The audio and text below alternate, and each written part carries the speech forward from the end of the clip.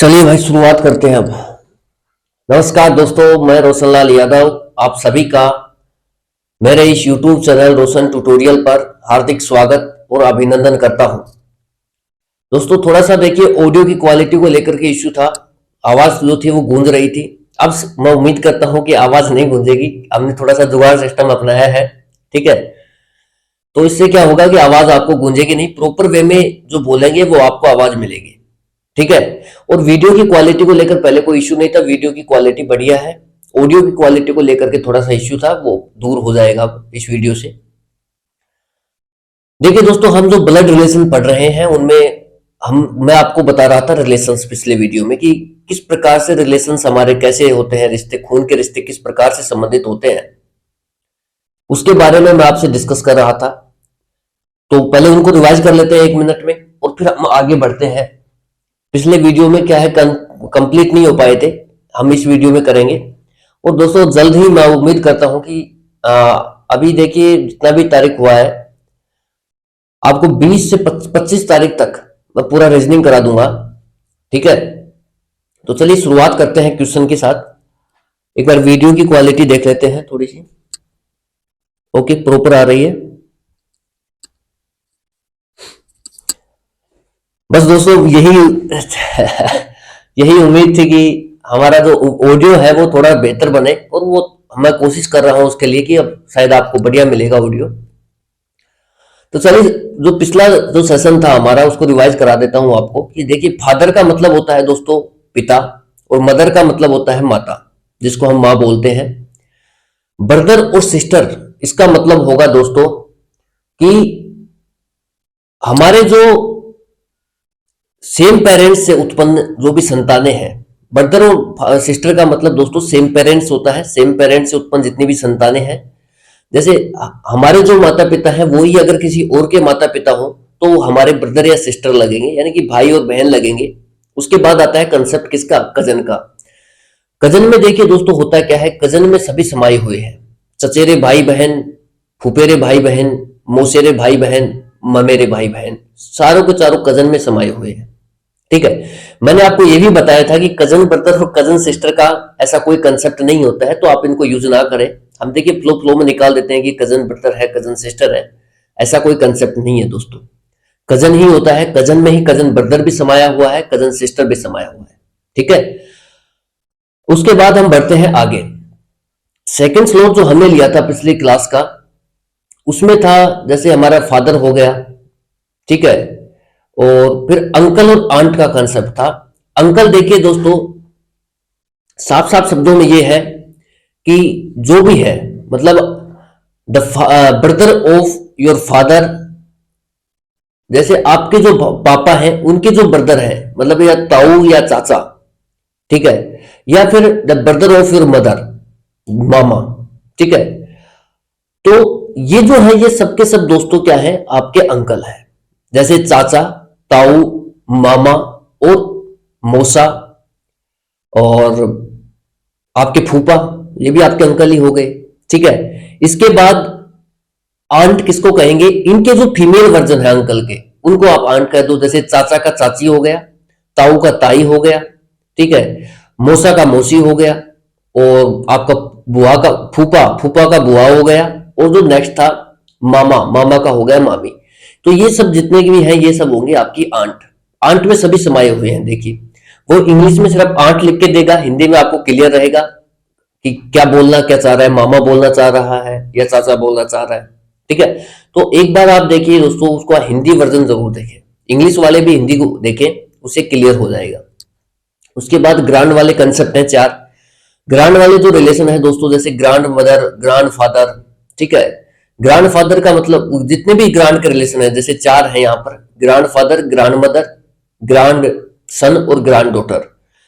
चारों के चारों में दो दो मीनिंग निकलते हैं। जैसे जो ग्रांड फादर है आपका, वो होगा दादा भी हो सकता है, नाना भी हो सकता है। ग्रांड मदर है दोस्तों, ये आपकी दादी भी हो सकती है, नानी भी हो सकती है। इसी तरीके से जो ग्रांड सन है वो आपका पोता भी हो सकता है और नाती भी हो सकता है। इसी तरीके से जो ग्रांड डॉटर है वो आपकी पोती भी हो सकता है, हो सकती है, और नतीनी भी हो सकती है, ठीक है। यहां तक हमने पिछले वीडियोस में जो रिलेशंस थे वो देख लिए थे। एक बार वीडियो की जो क्वालिटी है उसको थोड़ा सा देख लेते हैं। ओके, अब हम देखिए दोस्तों आगे बढ़ते हैं। आगे बढ़ने से पहले वही बातें हैं यार, चैनल को थोड़ा आप भी प्रमोट करें।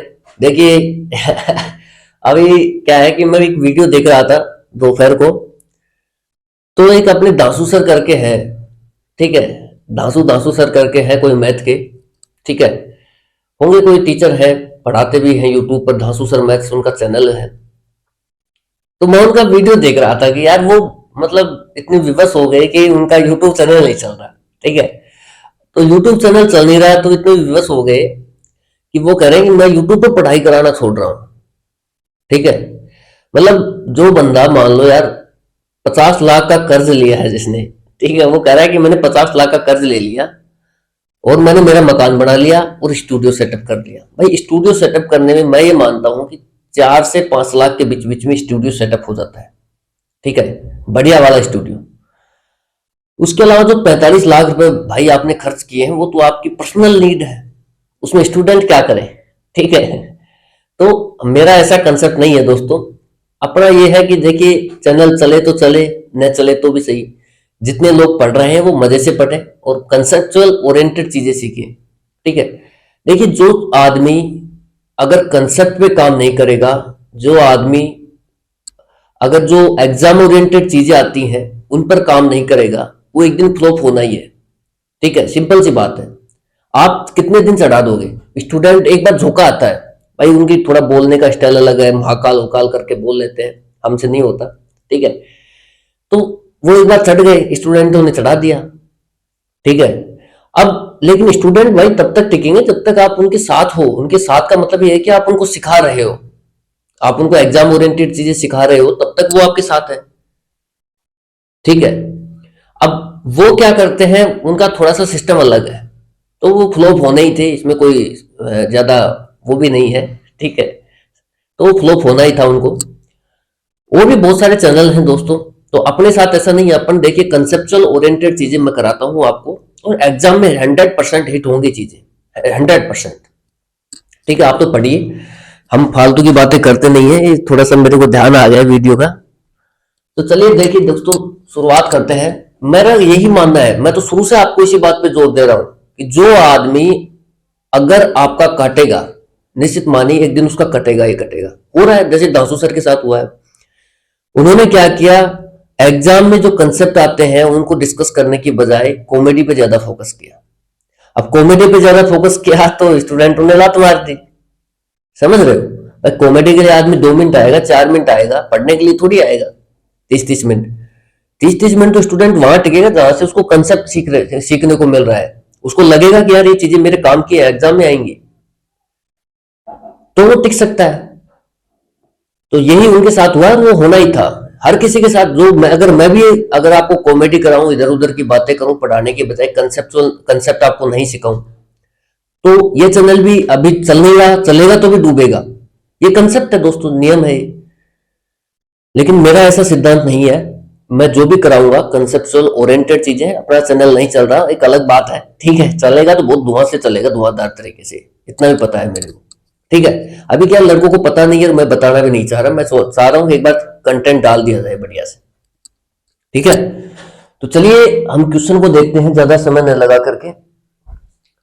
क्वेश्चन है दोस्तों, जैसे क्वेश्चन तो नहीं है, अभी हम कंसेप्ट ही डिस्कस कर रहे हैं। जैसे नेफ्यू है, नेफ्यू दोस्तों होता है NEPHEW, नेफ्यू होता है दोस्तों भतीजा, ठीक है। अब देखिए मैं यार उस वीडियो में देख के मैं खुद को रोना आ रहा है मेरे को, तो क्योंकि अब वो बच्चों को क्या करें, इमोशनल ब्लैकमेल कर रहे हैं कि बच्चे इमोशनल हो जाए, मेरे को पैसे पेमेंट कर दे, आप 499 मेरा कोर्स खरीद लें, ठीक है। उनका कोर्स खरीदें 499 में और उनको पेमेंट कर दें, ठीक है। इस तरीके से वो अपना कर्जा उतार दे, ठीक है। मतलब कहां कहां से लोग कहां कहां से तरीके से कंसेप्ट लगाते हैं यार, मतलब समझ से बाहर है, ठीक है। तो इमोशनल होने की जरूरत नहीं है दोस्तों, आप खुद समझदार है। मैं तो यही कहूंगा, आपका एक एक रुपया आपके माता पिता की खून पसीने की कमाई है, किसी को 1 रुपए देने से पहले भी 1000 बार सोचना कि हम क्यों दें, इसने हमारे लिए किया क्या है कि हम इसको दें। ठीक है, तो ये सिर्फ एक बात 499 या 1000 इनकी रुपए की नहीं है, बात है आपके माता पिता की 1-1 रुपए की जो मेहनत की कमाई है उसकी बात है। ठीक है, और आपके ऊपर है आप कैसे उसको यूज करते हैं, कैसे उसको वेस्ट करते हैं। ठीक है, तो चलिए, हम तो क्वेश्चन ही बता सकते हैं आपको, कंसेप्ट ही बता सकते हैं, बाकी इमोशनल होने की जरूरत नहीं है दोस्तों इस मामले में। ठीक है, तो चलिए दोस्तों, जैसे नेफ्यू है, नेफ्यू में देखिए दोस्तों, नेफ्यू का जो मीनिंग होता है वो होता है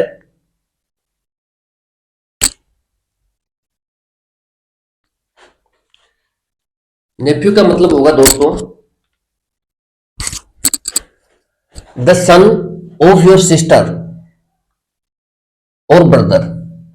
इसने देखिए साफ साफ मीनिंग क्लियर कर रखा है नेफ्यू का, the son of your sister और brother. The son of your sister दोस्तों, आपकी जो बहन है उसका जो बेटा है वो आपका क्या लगेगा दोस्तों, भांजा। और the son of your brother, आपका जो भाई है उसका जो बेटा है दोस्तों वो आपका क्या लगेगा, भतीजा। सिंपल सी बात है। लेकिन नेफ्यू में कंफ्यूज होने की आपको 1% भी जरूरत नहीं है दोस्तों, बहुत आसान सी लैंग्वेज है इसकी। The son of your sister और ब्रदर, अगर सिस्टर का बेटा है तो भांजा, और अगर आपका ब्रदर का बेटा है तो भतीजा, बस। इसी तरीके से नीस होता है दोस्तों, the daughter of your sister. ये क्या है, नीस डॉटर है किसकी, सिस्टर की और ब्रदर की। तो the daughter of your sister और ब्रदर इज कॉल्ड नीस।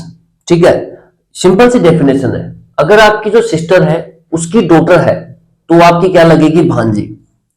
और अगर आपका कोई भाई है, भाई की जो बेटी है वो आपकी लगेगी भतीजी।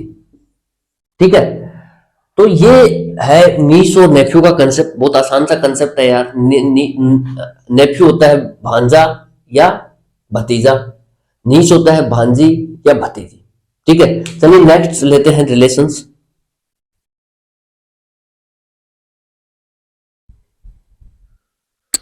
ठीक है दोस्तों, नेक्स्ट और देखते हैं रिलेशंस। इन लॉज के जो कंसेप्ट हैं दोस्तों, इन लॉ के जो कंसेप्ट हैं वो देख लेते हैं। अब इन लॉ के बचे हुए हैं खाली हमारे, और एक ट्विन का बचा हुआ है ये और देख लेते हैं, इसके बाद हमारे सारे रिलेशंस खत्म हो जाएंगे। इन लॉ में जैसे father in law, mother in law, brother in law, sister in law, ये सब। ठीक है, daughter in law, son in law, ये 6 है खाली। ठीक है, तो ठीक है, शुरुआत करते हैं इन लॉ के कंसेप्ट से। Father in law, father in law होता है दोस्तों, सिंपल सी मीनिंग दे रखी है, the father of your husband और वाइफ। ठीक है, आपके जो पति है या तो उनके पिता, सिंपल सी बात है यार, पति के पिता, या फिर आपकी जो वाइफ है, पत्नी, पत्नी के पिता। ठीक है, एक बार देख लेता हूं दिख रहा है कि नहीं दिख रहा, ऊपर दिख रहा है, बढ़िया है। ठीक है, तो फादर ऑफ योर हस्बैंड और वाइफ, सिंपल सी बात है दोस्तों, आपका जो हस्बैंड है यानी पति है उसके पिता, या फिर आपकी जो वाइफ है उसके पिता, तो पत्नी है पत्नी के पिता, इसको हम बोल देते हैं दोस्तों ससुर। ठीक है, तो फादर इन लॉ का मतलब साफ साफ आप याद रखना, ससुर। क्या होगा, ससुर। वैसे डेफिनेशन के लिए ये भी याद रखना, the father of your husband और वाइफ, यानी कि पति के पिता भी ससुर होंगे, फादर इन लॉ होंगे, और पत्नी के जो पिता है वो भी फादर इन लॉ होंगे यानी ससुर होंगे। ठीक है, इसी तरीके से मदर इन लॉ है, the mother of your son, of your husband. ठीक है, यानी कि जो पति है उसकी मां, पति की मां, या फिर पत्नी की मां, दोनों ही केस संभव है यहां पर। और वाइफ मतलब पत्नी की मां, इन दोनों को हम दोस्तों क्या बोल देते हैं, सास बोलते हैं। सास बोले तो मदर इन लॉ। ठीक है, एक बार देख लेते हैं, थोड़ा सा वीडियो का, एक वीडियो में दिक्कत रहेगा, थोड़ा सा नया सेटअप है, बाद में तो इसकी हैबिचुअल हो जाएंगे हम। ठीक है, तो मदर इन लॉ होता है दोस्तों, सिंपल सी बात है, सास। इतना ध्यान रखना, जैसे फादर इन लॉ है वो होता है ससुर, और मदर इन लॉ होती है सास। ठीक है, सिंपल सी बात है। और इतना इसकी डेफिनेशन में साफ साफ क्लियर हो रहा है। फादर इन लॉ होता है दोस्तों the husband of your the father of your husband, यानी आपके जो पति है उसके पिता भी ससुर हुए, और आपकी जो वाइफ है उसके पिता भी ससुर हो गए। इसी तरीके से मदर इन लॉ जो सास है दोस्तों, वो भी क्या होगी, the mother of your husband, यानी कि जो आपके पति है उसकी जो माँ है वो भी आपकी सास हुई, और आप हस्बैंड यानी कि जो पति है उनकी जो माँ है वो भी आपकी सास हुई, और जो वाइफ है the mother of your wife वो भी क्या होगी दोस्तों, मदर इन लॉ। ठीक है, यानी सिंपल सी बात आपको याद रखनी है। ये तो थोड़ा सा इलेबोरेट तरीके से बता रखा है, बाकी इतना ध्यान रखना है कि फादर इन लॉ दोस्तों ससुर होता है। ससुर में हमारे दो पक्ष होते हैं। ठीक है, जैसे मेरी पत्नी है तो मेरा जो पापा है, मेरा जो पिता है, वो मेरी पत्नी का ससुर लगेगा।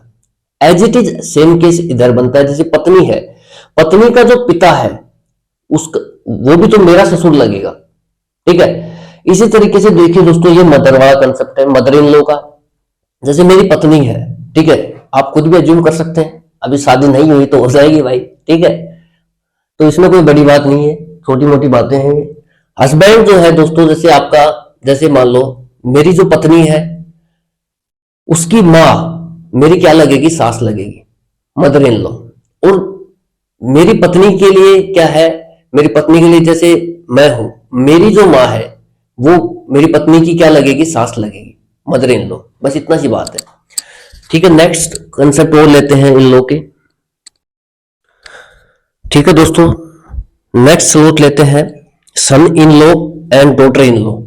ठीक है, सन इन लॉ होता है दोस्तों the husband of your daughter, यानी कि जो आपकी पुत्री है उसका जो हस्बैंड हुआ वो आपका क्या लगेगा दोस्तों, सन इन लॉ लगेगा। ठीक है, यानी कि किसी की बेटी है उसका जो पति है वो क्या लगेगा, सन इन लॉ लगेगा।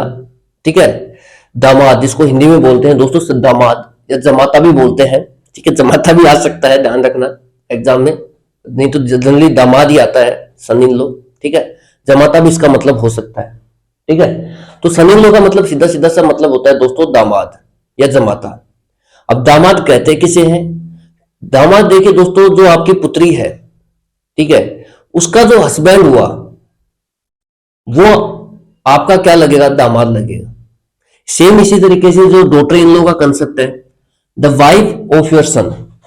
ठीक है, आपका जो बेटा है उसकी जो पत्नी है, उसकी जो वाइफ हुई वो आपकी क्या लगेगी, डॉटर इन लॉ लगेगी, यानी कि पुत्र वधू हिंदी में बोले तो। ठीक है, सिंपल सी बात है। जैसे मैं हूं, मेरी जो पत्नी है दोस्तों, ठीक है, वो मेरे जो मम्मी पापा है, मम्मी पापा है मतलब माता पिता है, उनकी क्या लगेगी, वो पत्नी पुत्र वधू लगेगी, यानी कि मेरी पत्नी मेरे माता पिता की पुत्र वधू लगेगी। इसी तरीके से मैं जो हूं मेरी पत्नी के माता पिता का दामाद लगूंगा या फिर जमाता लगूंगा। सिंपल सी बात है यार। ठीक है, खुद के ऊपर देखिए, रिलेशंस को लेके देखिए, बहुत आसान लगेगा आपको। ठीक है, चलिए नेक्स्ट स्लॉट लेते हैं, son in law daughter in law हो गया, दो और बचे हुए हैं। ठीक है भाई, चलिए फिर से देखते हैं जो भी रिलेशंस हैं उनको। थोड़ा सा एक मिनट,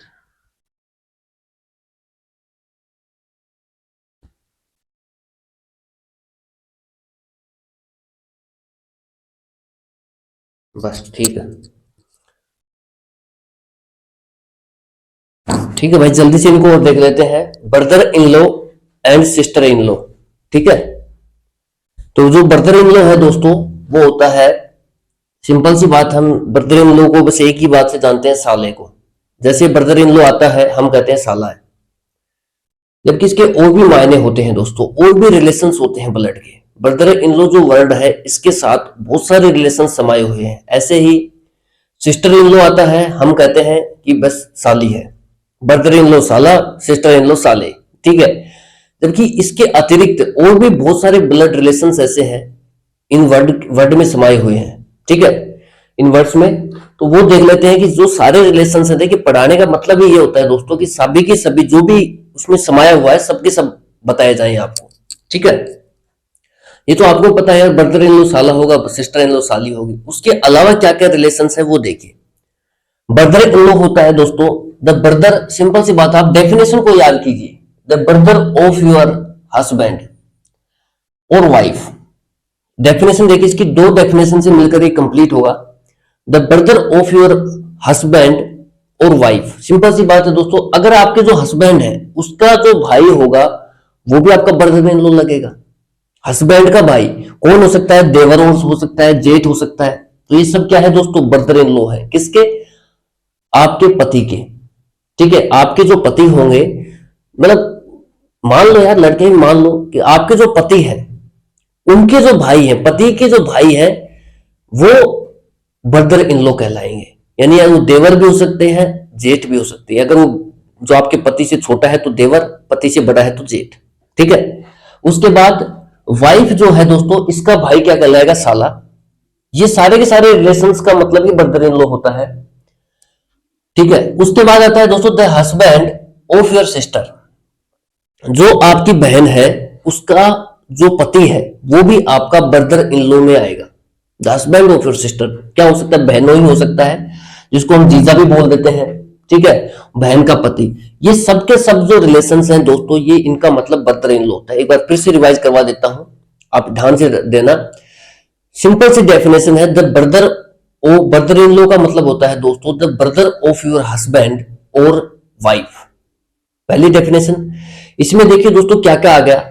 आपके जो हस्बैंड है, आपके जो पति हैं, इनके भाई यानी देवर हो सकता है, जेठ हो सकता है। ठीक है, उसके बाद आपकी जो वाइफ है उसके भाई साला हो सकता है।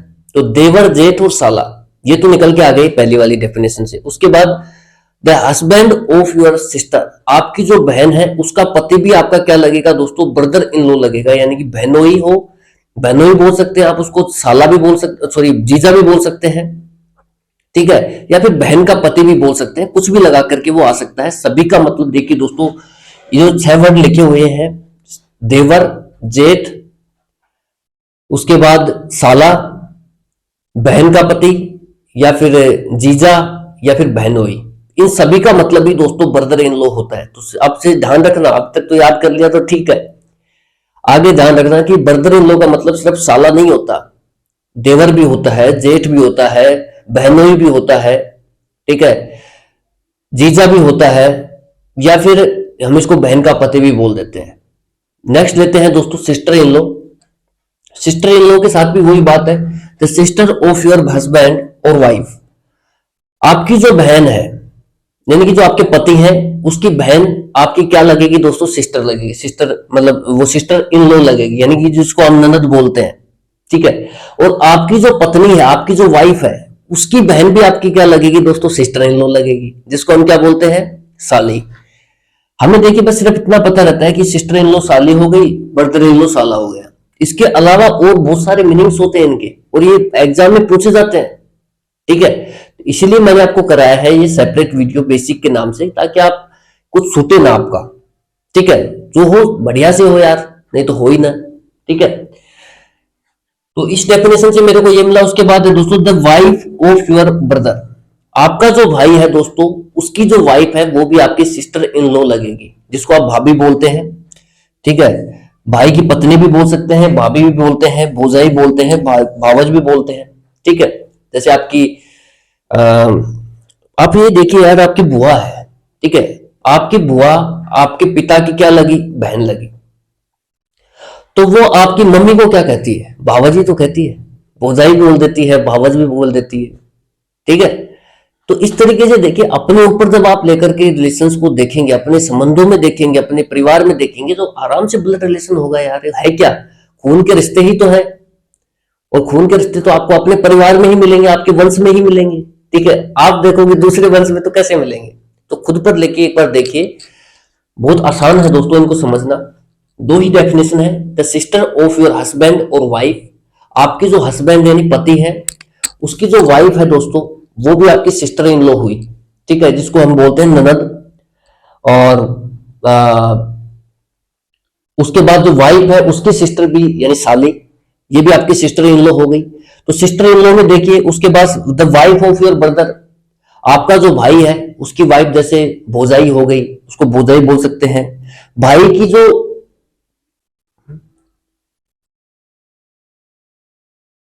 पत्नी है, भाई की जो पत्नी है वो क्या होगी दोस्तों, भौजाई भी हो सकती है, भाभी भी बोल सकते हैं उसको, ठीक है, बावज भी बोलते हैं और भाई की पत्नी भी बोलते हैं। तो ये सारे के सारे मीनिंग दोस्तों ब्रदर इन लॉ से है और सिस्टर इन लॉ से है। मैं एक बार फिर बता देता हूं, ब्रदर इन लॉ का मतलब दोस्तों देवर भी होता है, जेठ भी होता है, साला भी होता है, बहनोई भी होता है, जीजा भी होता है और बहन का पति भी होता है। इसी प्रकार से जो सिस्टर इन लॉ है, इसी का मतलब दोस्तों ननद भी होती है सिस्टर इन लॉ, साली भी होती है सिस्टर इन लॉ, भाई की पत्नी भी सिस्टर इन लॉ में आती है, जिसको आप भावज बोलते हैं, भौजाई बोलते हैं, ठीक है, भाभी भी बोलते हैं। तो भाभी भी क्या है दोस्तों, सिस्टर इन लॉ ही है, ठीक है। ये हो गया दोस्तों आपका brother in law and sister in law का कंसेप्ट।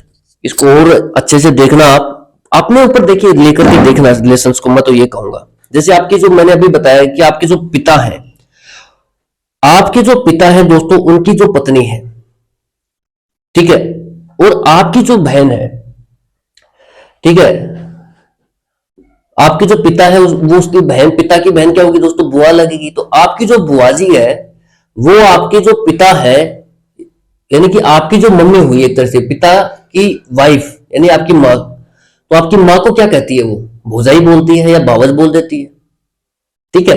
तो इस तरीके से ही रिलेशंस निकलते हैं। अब जैसे मेरी पत्नी है, उसकी जो बहन है वो मेरी क्या लगती है दोस्तों, अगर उसकी कोई बहन है तो साली लगेगी, सिंपल सी बात है, वो भी सिस्टर इन लॉ है। सेम इसी तरीके से अगर मान लो मैं किसी का पति हूं और मेरी कोई बहन है, तो वो मेरी पत्नी की क्या लगेगी, सिस्टर इन लॉ लगेगी, ठीक है, ननद लगेगी, सिंपल सी बात है। इस तरीके से हम इनको देख सकते हैं। चलिए नेक्स्ट एक और बच गया ट्विन का कंसेप्ट, वो देख लेते हैं, ठीक है भाई। एक कंसेप्ट और रह गया ट्विन का, ट्विंस का, ये और देख लेते हैं। ये भी कई बार देखिए क्वेश्चंस में आ जाते हैं, एग्जाम में भी आते हैं, देख लेते हैं, ठीक है।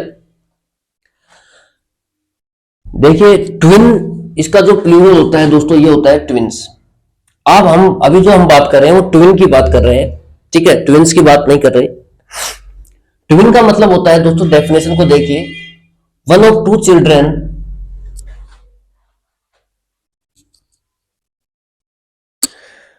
चलिए दोस्तों देख लेते हैं।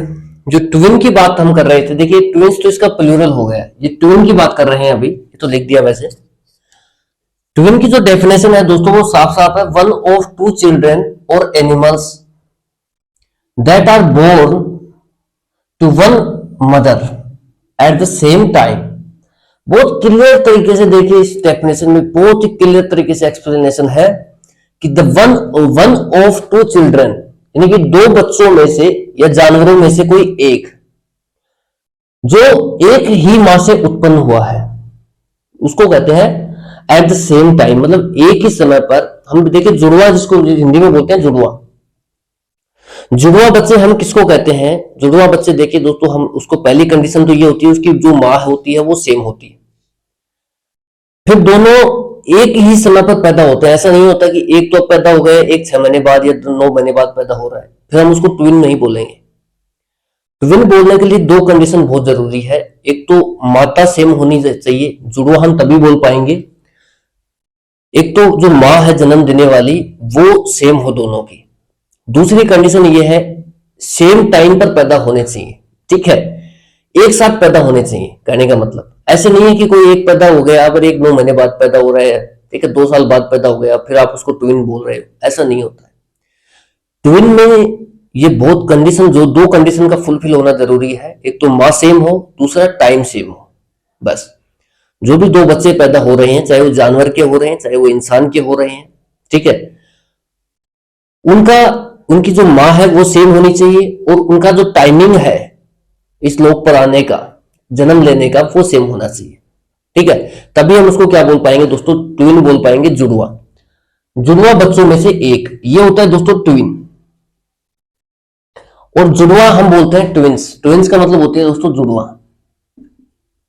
जुड़वा देखिए ट्विन ब्रदर भी होता है, ट्विन ब्रदर, ए ट्विन ब्रदर, ए ट्विन सिस्टर, इस तरीके से हम लिखते भी हैं, ठीक है।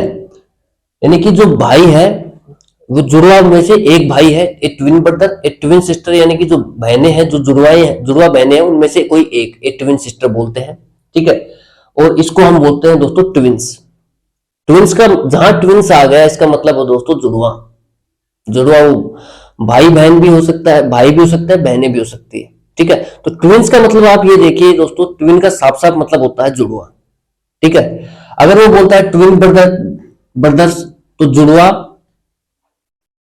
भाई है, ट्विन सिस्टर्स जुड़वा बहनें हैं। ठीक है, उसके बाद सेकंड डेफिनेशन देखते हैं दोस्तों, one of a pair of things that are the same और वेरी सिमिलर। मतलब दो एक जैसी चीजों, ये बहुत जरूरी है, एक जैसी चीजों में से एक या जोड़े में से कोई एक। जैसे मान लो आपके पास इस तरीके से कोई चीज है और दूसरी भी इस तरीके से है, ये क्या होगी दोस्तों, दो में से कोई एक, ये होगा ट्विन। ये भी ऐसे दिख रही है, ये भी ऐसे दिख रही है, तो दो एक जैसी चीजों में से एक अगर बात करें तो वो हो गया दोस्तों ट्विन। जैसे हम बोलते हैं ट्विन इंजन्स। ठीक है, जैसे दो एक जैसे इंजन्स है, दो एक जैसी कारें हैं, तो उनके लिए हम बोलते हैं ट्विन कार्स, ट्विन इंजन्स। ठीक है, तो दो में से कोई एक का चुनाव करना हो तो ट्विन। ठीक है दोस्तों, बस कंडीशन यही है, इन दोनों के लिए हम यूज करते हैं। एक बार टाइम का देख लेते हैं कितना हो गया, टाइम भी ज्यादा हो गया भाई। ठीक है, अपन कोई नहीं, हमने सारे रिलेशंस देख लिए हैं यार, बहुत अच्छे से देखे हैं। अब मैं एक बार फिर से इसको रिवाइज करवा देता हूँ आपको ट्विन को। और ट्विन क्या होता है दोस्तों, ट्विन के लिए आप तो इतना ध्यान रखना कि माँ सेम होगी, दो कंडीशन फुलफिल होना जरूरी है, माँ का सेम होना जरूरी है और सेम टाइम पर पैदा होना जरूरी है, तो हम बोल देंगे उसको ट्विन। सिंपल सी बात है।